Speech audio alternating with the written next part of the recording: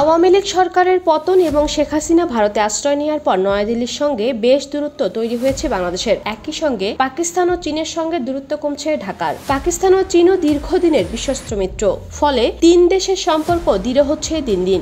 এমন পরিস্থিতিতে এই তিন দেশের সম্পর্ক নিয়ে ভারতের প্রতিরক্ষা সর্বাধিনায়ক জেনারেল অনিল চৌহান বেশ উদ্বেগ প্রকাশ করেছেন। ভারতীয় সংবাদ সংস্থা পিটিআই এর প্রতিবেদনে বলা হয়েছে, মঙ্গলবার অনিল চৌহান বলেন, চীন, পাকিস্তান ও বাংলাদেশ নিজেদের স্বার্থে একে অন্যের প্রতি ঝুঁকছে। এই ঘনিষ্ঠতা ভারতের নিরাপত্তা ও স্থিতিশীলতার উপর গুরুতর প্রভাব ফেলতে পারে।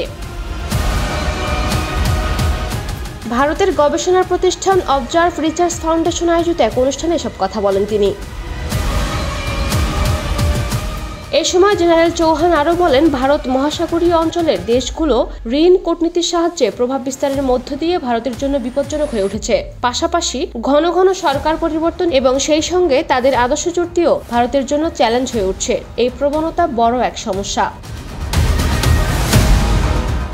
ভারত ও পাকিস্তানের সর্বশেষ উত্তেজনা ও ইসলামাবাদকে বেইজিংয়ের সহায়তার বিষয়েও মন্তব্য করেন ভারতের প্রতিরক্ষা প্রধান। বলেন, সম্ভবত প্রথমবারের মতো দুটি পারমাণবিক অস্ত্রধারী রাষ্ট্র সরাসরি যুদ্ধে লিপ্ত হয়েছে। পাকিস্তান গত 5 বছরে তার প্রায় 70 থেকে 80% অস্ত্র ও সরঞ্জাম চীন থেকে অর্জন করেছে বলেও জানান তিনি।